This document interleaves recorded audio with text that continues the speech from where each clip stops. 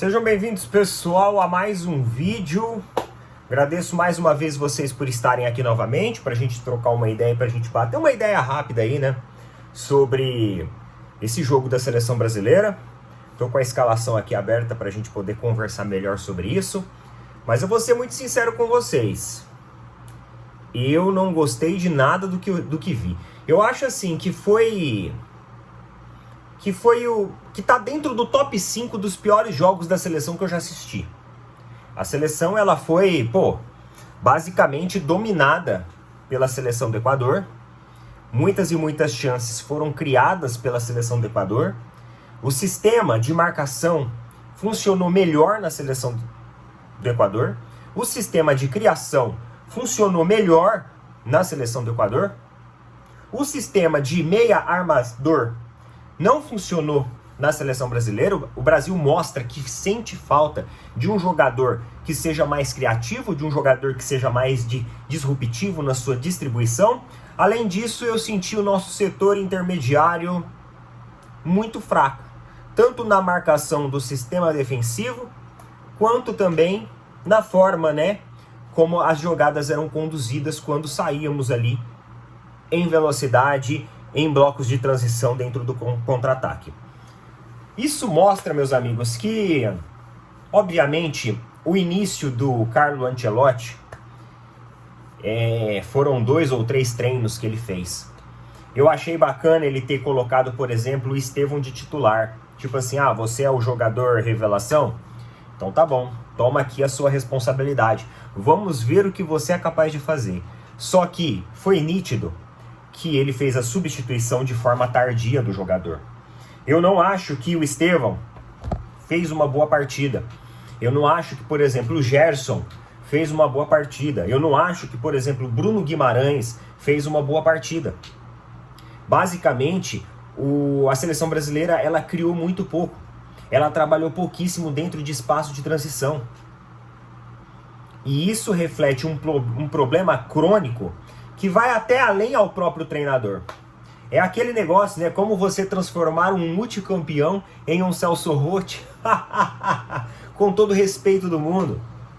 Com todo respeito do mundo ao treinador de futebol aí. Mas apenas pra gente dar um alívio cômico aqui. Nesse jogo que foi duro de assistir. Duro de assistir. E boa parte disso deve-se também à cultura, que a Confederação Brasileira de Futebol ela foi criando e moldando ao longo dessas décadas da nossa seleção. Para você entender como a nossa seleção ela é uma seleção sem identidade nenhuma, fraca, incapaz até de fazer frente a um Equador, porque se a gente fosse ver mesmo no resultado, o Equador até merecia ter saído com a vitória, sendo muito sincero. Em diversas vezes, o Equador colocou o Brasil na roda.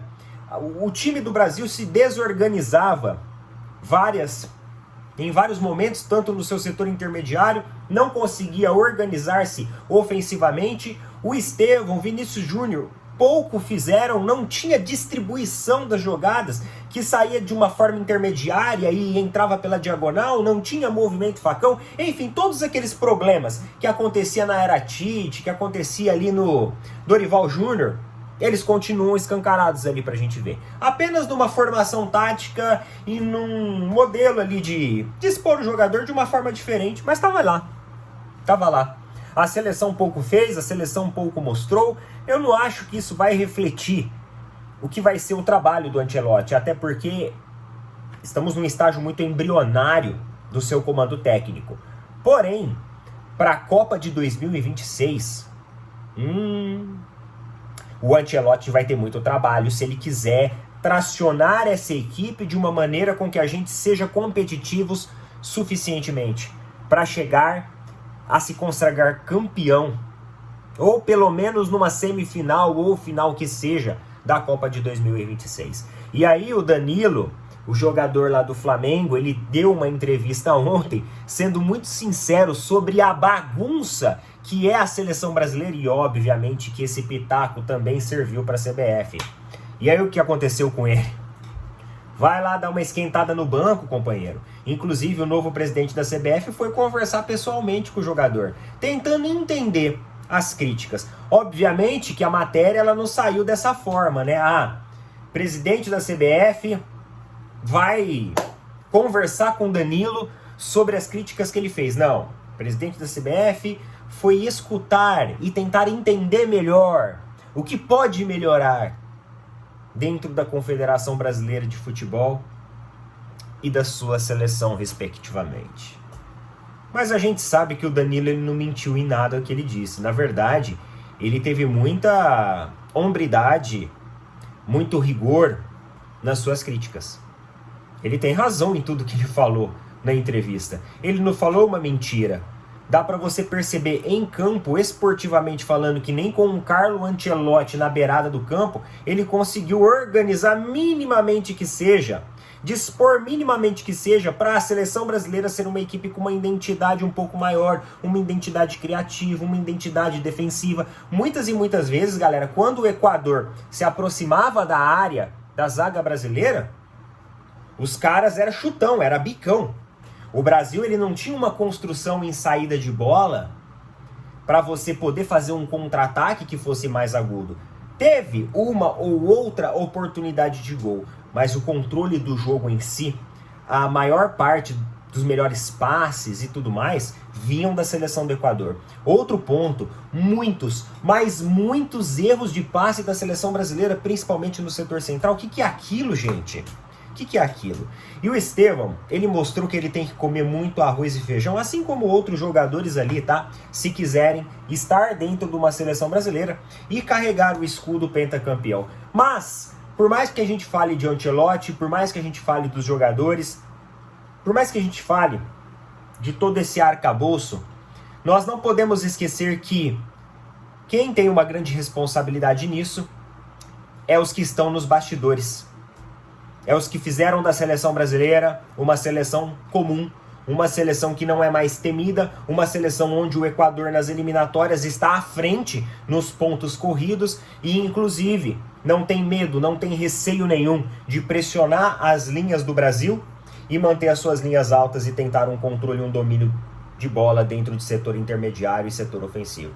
Lamentavelmente, esse retrato que nós tivemos hoje, ele é aquele gosto amargo ainda de uma seleção brasileira que vai demorar para tracionar e para se moldar. E eu começo a ter dúvida. Eu acho que o trabalho do Ancelotti ele não vai ser tão rápido assim, a ponto de em 2026 nós estarmos prontos para enfrentar Argentina, França, Portugal, etc. e etc.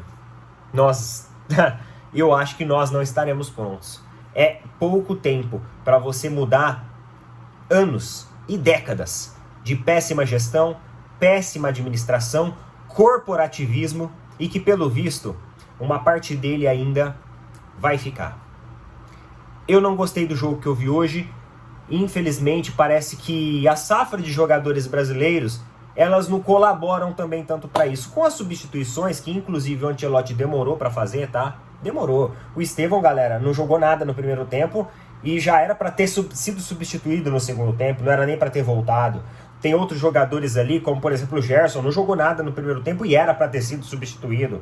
O próprio Vinícius Júnior também não propôs nada de diferente. Na verdade, o setor de armação e distribuição do Brasil inexistia, porque a gente não tem um jogador armador. Mais uma vez, o Estevão jogou aberto. Eu falo para você que o erro que talvez o Abel Ferreira e o Ancelotti cometem é colocar esse jogador aberto. Desde as categorias de base, ele sempre jogou pelo meio, como um armador ofensivo. E por que ele não pode ser esse jogador pra gente que tanto carece na nossa seleção?